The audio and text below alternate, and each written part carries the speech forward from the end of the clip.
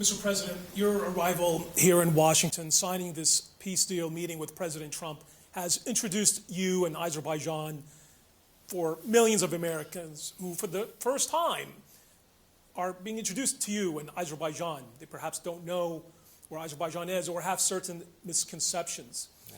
How would you respond to some of the concerns among some in the American media and in the think tanks, concerns about will Christians be protected in Karabakh?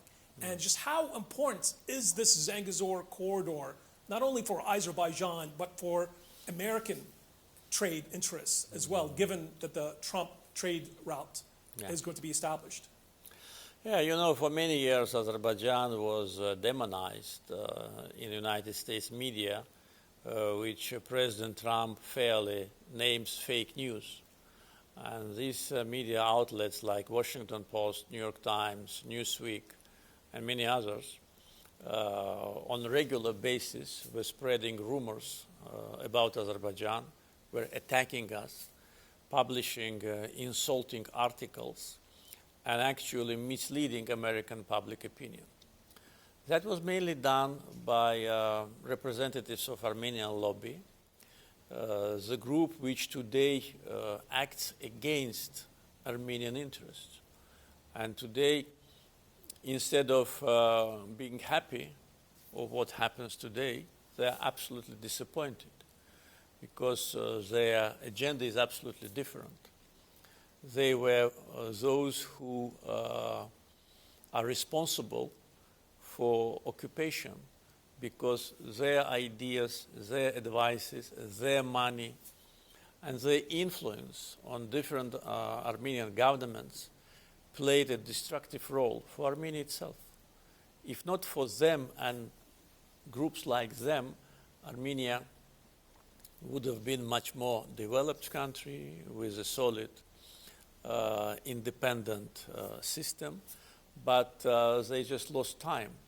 They lost time occupying our lands, and in the end, they could not keep this occupation forever and actually lost 30 years in their development.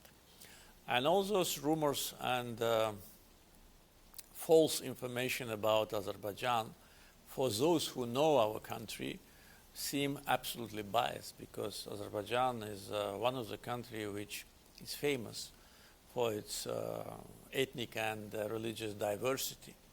All the religious sites are protected by the state. In Azerbaijan, we never had any, not conflict, even misunderstanding on the basis of ethnic or religious differences. On the contrary, Azerbaijan today is one of the centers of multiculturalism, where representatives of different religious and ethnic groups live as one family. So I think what happened today will be also a good answer to those who still either do not know the reality or deliberately try to create wrong perceptions. And also with respect to land connection between mainland of Azerbaijan and Nakhchivan. You know how many rumors, how many provocations we faced during these last 5 years from leaders of different countries which were spreading rumors that Azerbaijan is planning to attack Armenia. Azerbaijan is planning to take that part of territory by force. And all our messages that this is false information, they did not work because this perception was created, including here in Washington. And the driving force for this Azerbaijanophobia was Biden's administration. And we know it for sure, because in our communications with our European partners, on many occasions they were telling us that this information comes from Biden's team. They were deliberately spreading rumors about Azerbaijan's so-called aggressive intentions. And even during the first months of President Trump's administration, there have been such narratives. They were coming from representatives of the old team, which still stayed in some governmental institutions, and which agenda was influenced either by NGOs like Human Rights Watch, Freedom House, these Azerbaijani haters, or by USAID or Radio Liberty, which President Trump very successfully eliminated and just saved the world from this disaster, which is called USAID. So this was for us a kind of a challenge just to explain that this is wrong. So we had to explain that we don't have these intentions. And what happened today when in joint declaration, which was signed by Armenian Prime Minister and myself and witnessed by President Trump, there is a provision exactly reflecting our position: unimpeded access from main part of Azerbaijan to its Nakhchivan Autonomous Republic. It is written there, and with the sovereignty of Armenia. So what we wanted to have unimpeded access from one part of Azerbaijan to another part of Azerbaijan. And by the way, this was also obligation of Armenia, signed by them on the 10th November 2020. And for 5 years, there was no progress. For 5 years, there was no physical work on the ground. During these years, we almost brought the railroad to Armenian border.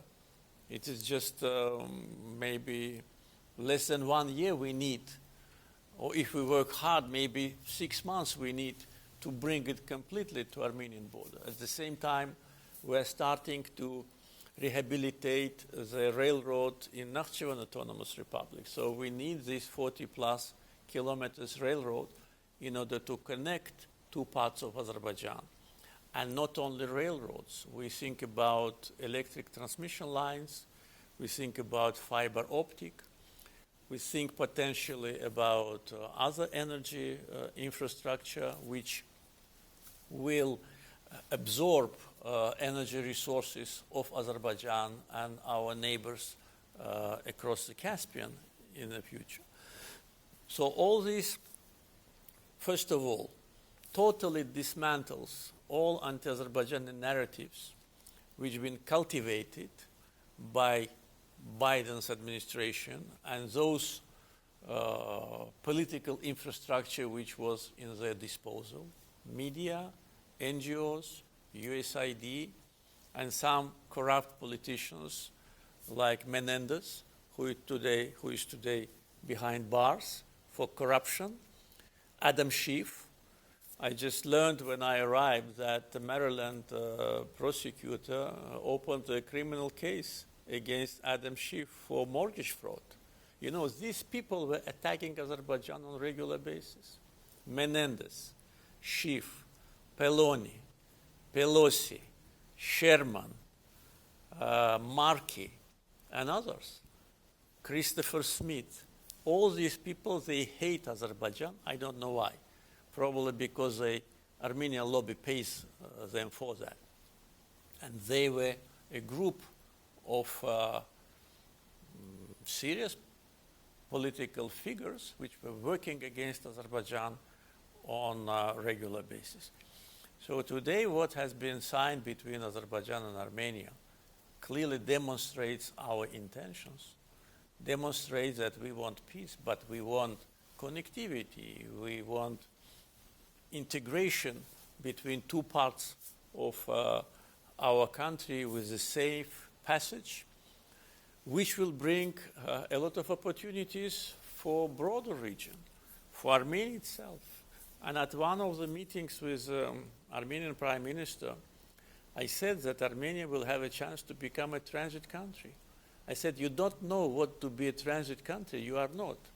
And you can be transit country only through Azerbaijan. Without Azerbaijan, there is no way to be a transit country. And you will see the benefit of being a transit country. We are trying to be a stronger transit country. We want corridors which are crossing our territory to be more engaged in cargo transportation. This brings money, this brings jobs, this brings political leverage. So these are opportunities which Armenia deprived itself for many years. So this transportation route, Trump route for international peace and prosperity, TRIP abbreviation, will be another historical achievement. But again, as I said before, we should not lose time. We need to engage as soon as possible. United States will be managing this facility, and hopefully there'll be investors who would undertake these important duties to build these connectivity lines to the benefit of all the nations in the region.